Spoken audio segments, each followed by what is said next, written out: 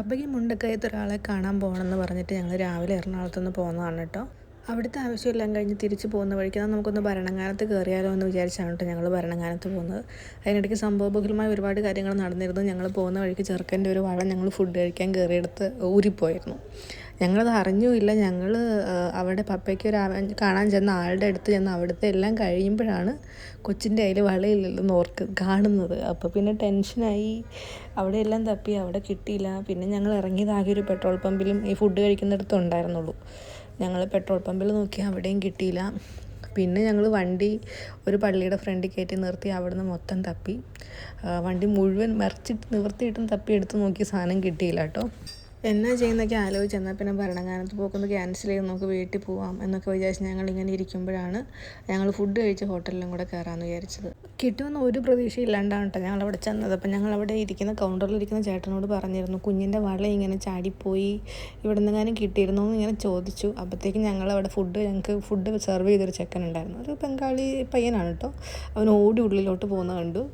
അപ്പോൾ ചേട്ടൻ നോക്കട്ടെ എന്ന് പറഞ്ഞ് ഇങ്ങനെ അവിടെ ഞങ്ങൾ ഇരുന്നിടത്ത് പോയപ്പോഴത്തേക്ക് കൊച്ചു ഞങ്ങൾക്ക് വളയെടുത്ത് കൈ തന്നിട്ട് ഇതാണോ എന്ന് ചോദിച്ചു. അപ്പോൾ ഞങ്ങൾക്ക് ഭയങ്കര സന്തോഷമായിട്ട് എന്നാ ചെയ്യേണ്ടെന്ന് നടത്തില്ല ടെൻഷൻ അടിച്ചായിരുന്നു ചെന്നത്. അപ്പോൾ ഞങ്ങൾ പറഞ്ഞു ഇതായിരുന്നു എന്ന് പറഞ്ഞു. അപ്പോൾ ഞങ്ങൾ കൊച്ചിന് ഫുഡൊക്കെ കൊടുത്ത് അവൻ്റെ കൈ കഴിക്കാൻ പോയപ്പോൾ കൈ കഴുകുന്ന അവിടെ വീണ് കിടക്കുമായിരുന്നു. അപ്പോൾ ഇവരത് എടുത്ത് വെച്ചിട്ടുണ്ടായിരുന്നു. അപ്പോൾ അതവർ പുള്ളിയുടെ കൊടുത്തിട്ടുണ്ടായില്ല. അവരതെടുത്ത് അവരുടെ സൈഡിൽ ഇങ്ങനെ ഒതുക്കി വെക്കുകയാണ് ചെയ്തത്. ഇതിന് സ്വർണ്ണമാണെന്ന് അറിയത്തില്ലാത്തതുകൊണ്ടാണെന്ന് അറിയത്തില്ല. അപ്പോൾ അങ്ങനെ വെച്ചേക്കുമായിരുന്നു. എന്തായാലും ഞങ്ങൾ ചെന്ന് ചോദിച്ചത് അവരെടുത്ത് തന്നു കേട്ടോ. അപ്പോൾ അതിൻ്റെ സന്തോഷത്തിന് ഞങ്ങൾ അവന് കുറച്ച് പൈസയൊക്കെ കൊടുത്തിട്ടാണ് കേട്ടോ അവിടെ നിന്ന് ഇറങ്ങിയത്. ഇതെല്ലാം കഴിഞ്ഞിട്ട് എന്നാൽ പിന്നെ ഭരണങ്ങാനത്ത് പോയി നന്ദിയൊക്കെ പറഞ്ഞിട്ട് വരാമെന്നൊക്കെ പറഞ്ഞിട്ട് ഞങ്ങൾ ഭരണങ്ങാനം പള്ളിയിലോട്ട് വന്നത്. ഞാൻ ആദ്യമായിട്ടാണ് കേട്ടോ ഇവിടെ വരുന്നത്. അപ്പോൾ എൻ്റെ നാത്തൂൻ്റെ അടുത്ത് പോകുമ്പോൾ അവിടെ അൽഫോൻസാമ്മ പഠിച്ച സ്കൂള് അതൊക്കെ ആ റൂട്ടിലായിരുന്നു. അപ്പോൾ ഞങ്ങൾ അവിടെയൊക്കെ കണ്ടിട്ടുണ്ടെങ്കിൽ ഇങ്ങോട്ട് വരണമെന്ന് കുറേ വിചാരിച്ചിട്ട് ആദ്യമായിട്ടാണ് ഇങ്ങോട്ട് വരുന്നത്. അപ്പോൾ ജസ്റ്റ് അവിടെയൊക്കെ ഞങ്ങൾ പോയി കണ്ടു. ആദ്യം പള്ളിയിൽ കയറി പ്രാർത്ഥിച്ചു. പിന്നെ അവിടെ അൽഫോൻസാമ്മയുടെ മ്യൂസിയം ഉണ്ടായിരുന്നു.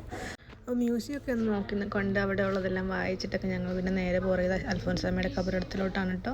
അപ്പോൾ ചെറുക്കനെ അതിൻ്റെ മുകളിൽ കിടത്തണം എന്നുണ്ടായിരുന്നു ഞങ്ങൾക്ക്. പക്ഷേ കിടത്താൻ പറ്റുമെന്ന് ഞങ്ങൾക്കൊരു സംശയം ഉണ്ടായിരുന്നു. അപ്പോൾ ഞങ്ങൾ ജസ്റ്റ് കയറി അവിടെ കൈതൊട്ട് പ്രാർത്ഥിച്ചപ്പോഴത്തേക്ക് അവിടെയുള്ളൊരു ചേച്ചി പറഞ്ഞു, കുഞ്ഞിൻ്റെ ഇതിൻ്റെ മുകളിൽ കിടത്തിക്കോ, കുഴപ്പമൊന്നുമില്ല എന്ന് പറഞ്ഞു. പിന്നെ ഞങ്ങൾ അവനെ അതിൻ്റെ മുകളിലൊക്കെ കിടത്തിയപ്പോഴത്തേക്ക് അവന് ഭയങ്കര സന്തോഷമായിട്ട് കുറച്ച് നേരം കൈയും കാലൊക്കെ ഇട്ട് അടിച്ച് കിടന്നു. പിന്നെ കമിഴ്ന്നു. പിന്നെ ഞങ്ങൾ അവനെ വേഗം എടുത്തു. അവിടെ കുറേ ആൾക്കാർ വേറെ ഉണ്ടായിരുന്നു. അപ്പോൾ അതുകൊണ്ട് ഞങ്ങൾ പിന്നെ അധിക സമയം കിടത്തിയില്ല. അങ്ങനെ അമ്മയുടെ കബറിടത്തിലും മൂത്ത് ഞങ്ങൾ മെല്ലെ അവിടെ നിന്ന് ഇറങ്ങിയിട്ട് പിന്നെ അവന് ഞങ്ങൾ കുറച്ച് സമയം പുറത്തൊക്കെ കൊണ്ട് നടത്തി. കാരണം അവന് ബോറടിച്ച് തുടങ്ങിയായിരുന്നു. പിന്നെ അവിടെ നിന്ന് കുറച്ച് ഫോട്ടോയൊക്കെ എടുത്തു. അതിനുശേഷം പിന്നെ അവിടെ തന്നെ ഫുഡ് കിട്ടുന്നൊരു ക്യാൻറ്റീൻ ഉണ്ടായിരുന്നു. അവിടെ നിന്ന് ഞങ്ങൾ ഫുഡെല്ലാം കഴിച്ചിട്ടാണ് പിന്നെ തിരിച്ചു പോകുന്നത്.